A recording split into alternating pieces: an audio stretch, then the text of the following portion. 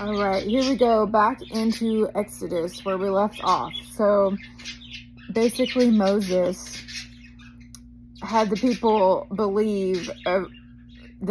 of Israel believe what he said. We're in chapter 4, the end of chapter 4 here.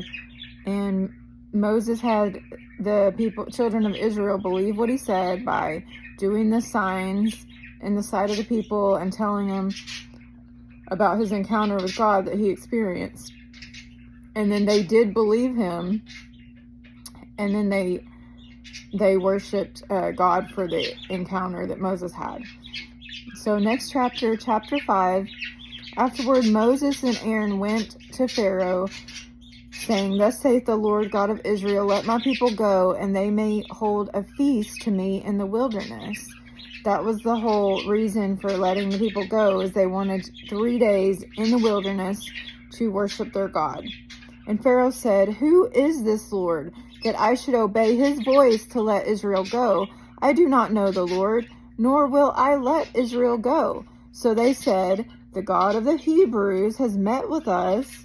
Please let us go 3 days' journey into the desert and sacrifice to the Lord our God, lest he fall upon us with pestilence or with the sword, saying there's going to be consequences if you don't let us go. And then this is actually what God told Moses to tell Pharaoh. He was doing exactly what he wanted him to do and what he wanted him to say, exactly on point. Then the king of Egypt said to them, Moses and Aaron, why do you take the people from their work? Get back to your labor. And Pharaoh said, Look, the people of the land are many now, and you make them rest from their labor? Basically, we're taking care of all these people, and there's a lot of people here, and we need you to work.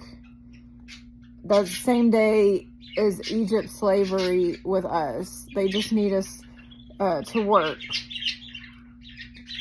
So, I mean, nothing wrong with work, but it does. It's slave labor. It's like the system of slave labor here. Like basically what we get tied into here now. Like they keep on oppressing us every year on the dollar.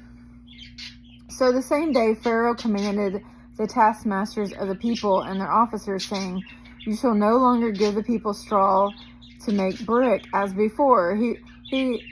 So Pharaoh hardened his heart to make more harshness, more things more hard for the people. As soon as your heart gets hard, everything gets hard. You want to make life hard on everybody. So if you have people that are bitter and their heart is hard, they're making it hard on everybody. They think that's the cure. Like, okay, if God's going to punish me if I don't do what he says, well, I'm going to punish the people if they don't do what I say. He's trying to make himself God. Like, look, no, I'm God here. I'm Pharaoh, and I'm going to be hard on the people. If you say your God's going to be hard on me, I'm going to be hard on you. And you shall lay on them the quota of bricks which they made before. You shall not reduce it, for they are idle. He's thinking, they're just being lazy and they're crying out. Therefore they cry out, saying, Let us go and sacrifice to our God. Let more work be laid on the men, that they may labor in it, and let them not regard false words. He's like, all of these words that they're giving me are false. I've been good to these people, and they're not appreciating me. Pharaoh's like, they're not even appreciating me. They're slack in their work. They want a little vacation with their God. And he's like, these are false words. This is Pharaoh saying, this is falsehood of what they're saying to me. This is a big made up story that they want to go be with their God. It's a made up story. They're false words. They just want a little vacation and they don't appreciate me. And the taskmasters of the people and their officers went out and spoke to the people, saying, Thus say Pharaoh, I will not give you straw. Go get yourself straw where you can find it, yet none of your work will be reduced. So the people were scattered abroad throughout all the land of Egypt to gather stubble instead of straw. And the taskmasters forced them to hurry, saying, Fulfill your work, your daily quota, as when there was straw. Also the officers of the children of Israel, whom Pharaoh's taskmasters had set over them, were beaten and were asked, Why have you not fulfilled your task in making brick both yesterday and today as before? Like, this is what you have to do. You're not doing it. We're going to beat you now. Like, making it really hard on them. Then the officers of the children of Israel came out and cried out to Pharaoh, saying, Why are you dealing thus with your servants? There is no straw given to your servants. And they say to us, Make brick. And indeed your servants are beaten, but the fault is in your own people. But he said, You are idle. Therefore you say, Let us go and sacrifice to the Lord. He's like, these people are quacks. They are telling me false stories. They're having this just false encounters with God, saying these false things. This is what Pharaoh's really thinking, that they just don't want to work. He's making an example out of it. Therefore go now and work, for no straw shall be given you, yet you shall deliver the same quota of bricks. And the officers of the children of Israel saw that they were in trouble after it was said, You shall not reduce any bricks from your daily quota. Then as they came out from Pharaoh, they met Moses and Aaron, who stood there to meet them. And they said to them, Let the Lord look on you and judge, because you have made us abhorrent in his sight of Pharaoh and in the sight of his servants, to put a sword in their hand to kill us. Basically, look the situation we're in. They don't believe us. They think we're lazy. And now we can't fulfill their orders. It's too hard on us.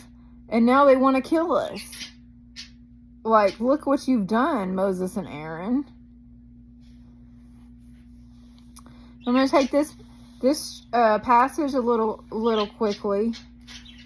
So, this God encounter that Moses had, these things that he was experiencing that Pharaoh did not experience, and the people did not experience, but he got the people to believe him of his God encounter with the rod and the miracles from the rod. He got the people to believe him. So they were all with him. And then, but Pharaoh did not have this encounter. He didn't see any of it. He just saw his story that the people didn't want to work. So there was two different perspectives going on here. There was Moses that had the God encounter of God saying, Hey, I want you to come and worship me for 3 days. And then Pharaoh that did not have the God encounter, that did not hear God say that. And he was like, wow, these people are idiots making up false stories, false words, just so they can get out of work. These idle people. So we got two different perspectives going on. Not that they were both wrong, because it's what they experienced. I mean, Pharaoh didn't have the encounter, so he had to harden his heart. Like, he was not merciful, because he's like, who is this God? Like, what is going on? Like, you're retarded.